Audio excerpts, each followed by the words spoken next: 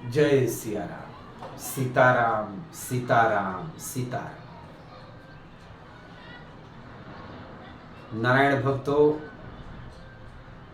यदि भक्ति करने सीखनी है या संसार का कोई भी काम की कला सीखनी है तो हमें हनुमान जी के चरित्र से सीखनी चाहिए। हमें बालाजी के चरित्र से सीखनी चाहिए। क्या कमाल के अभिनेता हैं हमारे हनुमान जी महाराज। ऐसे हैं कि जिन्हें आप जिस भी अभिनय में खड़ा कर दें उस अभिनय को भली भांति पूरा कर दें। अगर जीवन में कुछ सीखना है तो हमें हनुमान जी के चरित्र से जरूर सीखना चाहिए।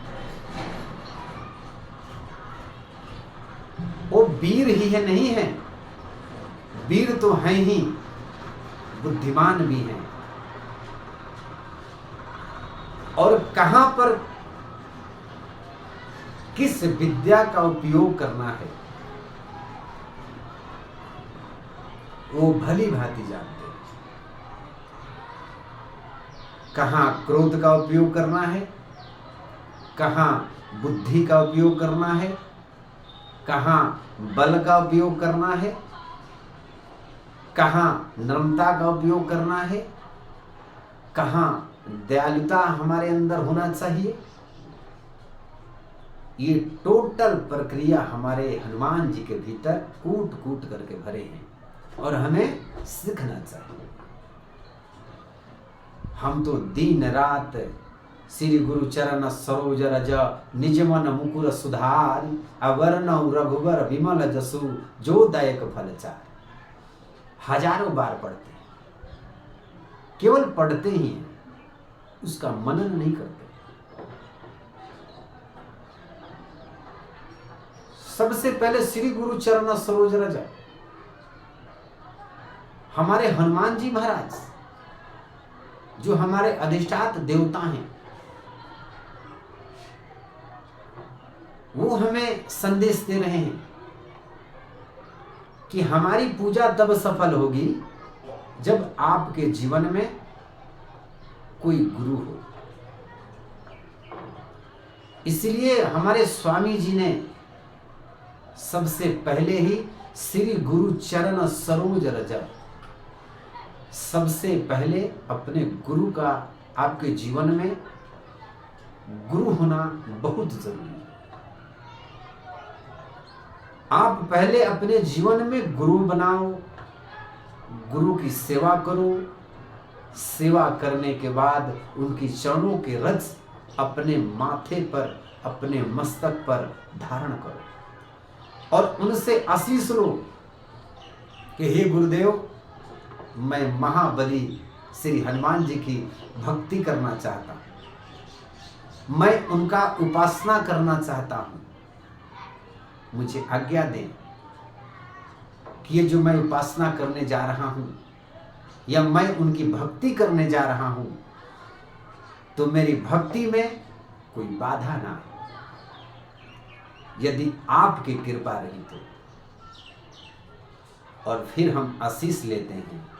फिर गुरुदेव क्या कहते हैं? विजयी भव, सदा सुखी रहो,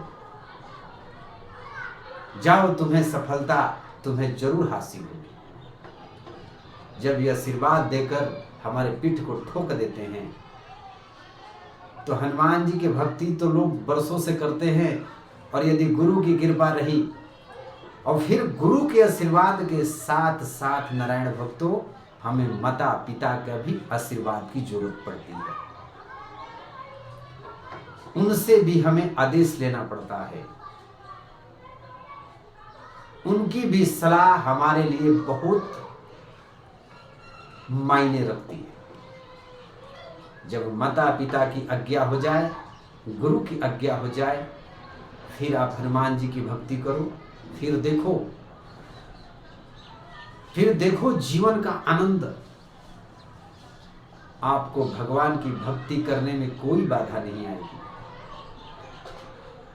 तो हनुमान चालीसा पढ़ते हैं, घर में झगड़ा करते हैं, घर में कलह करते हैं, हम दूसरों को निंदा करते हैं। हनुमान जी का व्रत तो धारण किए हैं, पर हम निंदा करते हैं। और तुलसी बाबा तो हमारे, धन्य है हमारे तुलसी बाबा, जिन्होंने मंगलाचरण अद्भुत किया। किसी का नाम उन्होंने छोड़ा नहीं है रामचरितमानस में। चोर, डाकू, हत्यारे, ब्राह्मण, किसकी उन्होंने वंदना नहीं की। क्या कमाल का उन्होंने रामचरितमानस में मंगलाचरण किया। उसी मंगलाचरण में लिखते हैं निंदक जो निंदा करते हैं कि निंदक नियरे राखिए जा पर कुटी छवा।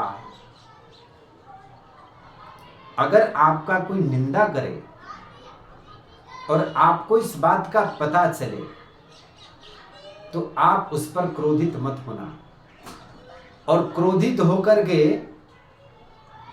कुछ खट्टी मीठी नहीं सुनाना। भगवान कहते हैं, स्वामी जी हमारे कहते हैं, उसको करने दो निंदा, वो तुम्हारे पाप को खा रहा है। तुम अपना पुण्य मत बिगाड़ो। तुम जिस मार्ग पर लगे हो उस मार्ग पर पीछे मत मुड़ना, क्योंकि तुम पर गुरु की कृपा है।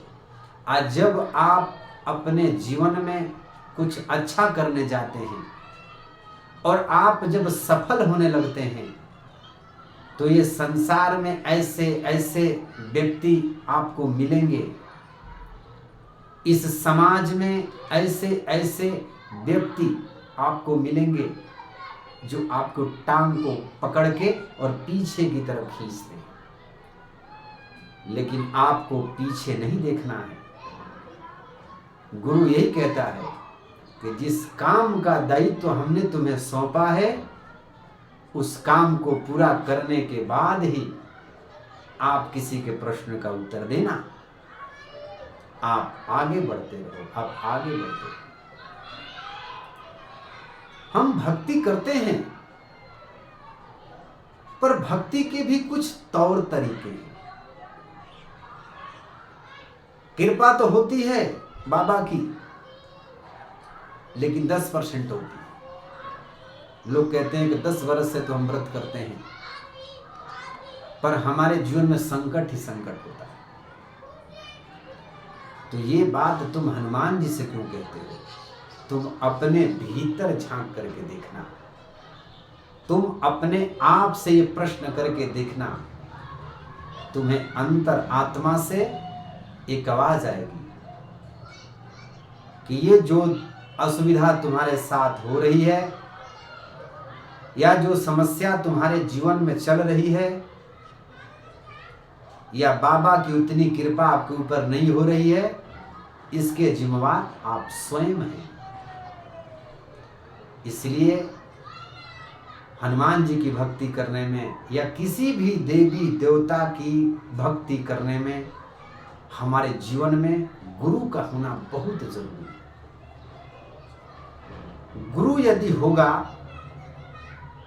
तो हमें भक्ति कैसी करनी चाहिए, भक्ति करने के बाद अपने जीवन में क्या क्या किन किन बातों को ध्यान रखना चाहिए, किन किन बातों को हमें ग्रहण करना चाहिए और हमें समाज में कैसे रहना चाहिए, ये भली भांति हमें ज्ञान कराते हैं। इसलिए नारायण भक्तों, जीवन में सत्संग और गुरु का होना बहुत जरूरी है। जय श्री कृष्ण, जय श्री राधे, जय श्री सीता।